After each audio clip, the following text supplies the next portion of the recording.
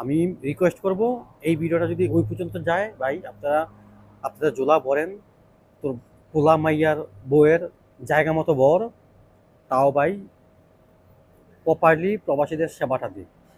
মালয়েশিয়ার জেল জীবন যে একবার পার করে আসছে, তারা আপনার জেলের বয় দেখে লাভ নেই ভাই, কোনো লাভ নেই।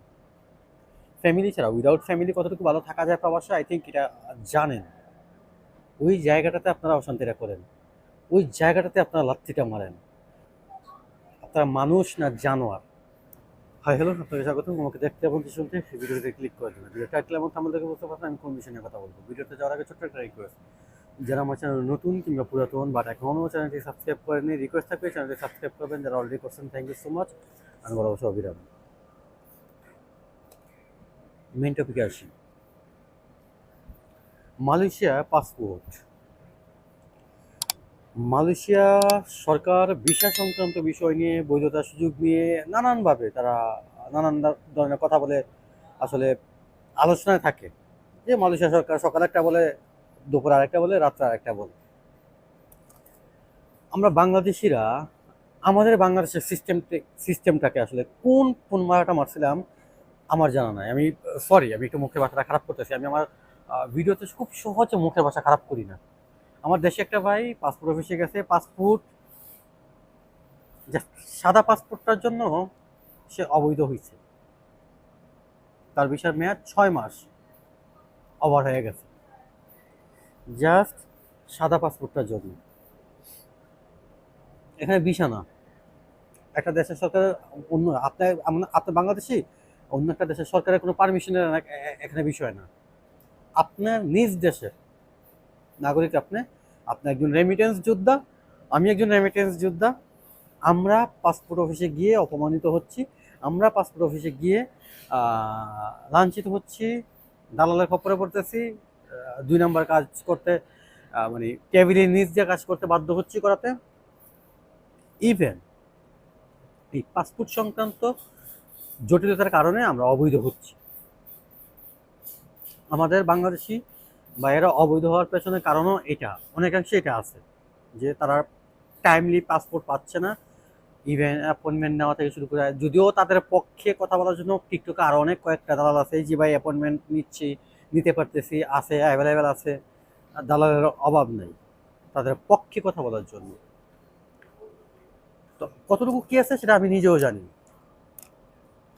ঠিক এই রাইট নাও মালয়েশিয়াতে পাসপোর্টের যে সমস্যাটা, আমি আদার্স অন্যান্য কান্ট্রির কথা বলতে পারি না, দুবাই, সৌদি, কাতার, সেই দেশগুলোর বিষয়ে আমি জানি না, কিংবা ওই দেশগুলোতে আমার কোনো পরিচিত ওরকম কেউ নেই, বা থাকলেও আমি ওরকমভাবে যোগাযোগ করে আমি মালয়েশিয়াতে আছি, মালয়েশিয়া সম্পর্কে কথা বলি। তো এই যে দালাল, বাংলাদেশ এম্বাসি বলেন, এই যে পাসপোর্ট সংক্রান্ত বিষয়গুলো, দুর্নীতি বলেন, এগুলো নিয়ে কথা বলতে গেলে বিপদ হয়, এগুলো নিয়ে কথা বলতে হলে পুলিশ কেস হয়, এগুলো নিয়ে কথা বলতে গেলে হুমকি দামকি আসে হোয়াটসঅ্যাপে, এগুলো নিয়ে কথা বলতে গেলে মাইরও খাইতে হয়, তাই না? বাট আমি কার জন্য কথা বলতেছি, আমি কেন এগুলো বলতেছি, এই সিস্টেমটাকে আমি কেন গালি দিচ্ছি, এই সিস্টেমটার পিছনে যারা আছে তাদেরকে আমি কেন প্রতিপন্ন করে কথা বলতেছি, তাদেরকে কেন আমি গালাগালি করতেছি? আমি যদিও গালাগালি করিনি ওরকমভাবে, সেটা কারণ বুঝতে হবে, সেটা কারণ খুঁজতে হবে। এখন আসলে আমরা সবাই একমত না, আমরা সবাই একভাবে থাকতে পারি না, বা একভাবে চলতে পারি না। এখন আসলে মেইন কথাটায় আসি যে এই সমস্যাটা কেন হচ্ছে। ক্ষমতায় টেবিলে যেই বসুক সে দুর্নীতি করবে, তার মতো করে সে টাকা খাবে, তার মতো করে সে টাকা ধান্দা করবে, এটা স্বাভাবিক। ওই টেবিলটাতে হয়তো বা আপনাকে বসালে আপনার সেম কাজটা করতেন, ওই টেবিলটাতে হয়তো বা আমাকে বসাইলেও আমি সেম কাজটাই করতাম, তাই না? হয়তো বা বলতেছি, হ্যাঁ, কারণ আমরা বাংলাদেশি বা যেরকমই হোক, আমরা প্রকৃতভাবে কেউই সাধু না। আমাদের সবার ভিতরেই একটু একটু ভুল ত্রুটি, দোষ গুণ মিলে আমরা পরিপূর্ণ মানুষ। দোষ গুণ, হ্যাঁ, দুইটা মিলে। তো আমার এই ভিডিওটা বানানোর একটা উদ্দেশ্য, যারা ওই টেবিলটাতে আছেন ভাই, আপনি আপনার জায়গা থেকে খান, সমস্যা নাই, আপনার জোলা ভরতে হবে। কারণ আপনার বউর গহনা দরকার, আপনার মেয়ের গহনা দরকার, আপনার পোলার বাইক দরকার, গাড়ি দরকার, আপনার বাড়ি দরকার, আপনার জোলা ভরতে হবে, আপনি ভরেন। জোলাটা ভরার পরে আমাদের প্রবাসী ভাইদেরকে প্রপারলি সেবাটা দেন। টেবিলের নিচে তারা তারা যেটা দেয় ওইটা পাবার পরেও তাদের কেন হয়রানি করা হচ্ছে, ওটা দেওয়ার পরে কেন তাদেরকে পাসপোর্ট দিতে লেট করা হচ্ছে। গেল এই ঘটনা আমার সাথে ঘটছে দেখে আমি বলতেছি, আমার এক ফ্রেন্ড কাজটা করছে, তার সাথে সেম কাজটা করছে। এখন এটা নিয়ে যদি কথা বলতে যায় অফিসে, এম্বাসিতে, তখন তারাই বলে দালাল দিয়ে কাজ করাইছেন, দালালের সাথে বুঝেন, পাসপোর্ট আসতেছে না কেন। দালালকে এই সুযোগটা করে দিছে কে ভাই? আপনারা না? সেম এটা নিয়ে কথা বললে আপনার উপর চড়াই হয়ে যাবো, আপনাকে মারতে আসবে, আপনাকে পুলিশে দিবে, বের হয়ে যান, আপনাকে অপমান করবে। এই দালালদেরকে আসলে সুযোগটা দিছে কে? তাদেরকে এই কাজটা দিছে কে? এম্বাসির সামনে তাদেরকে জায়গাটা দিছে কে? তাদেরকে এই জায়গায় বসে দাঁড়িয়ে বা তাদেরকে এই কাজটা করার পারমিশনটা দিছে কে? আপনারা দেখতেছেন না? আপনারা জানেন না ফাঁক ফোকরটা কোথায়? বন্ধ করে দেন।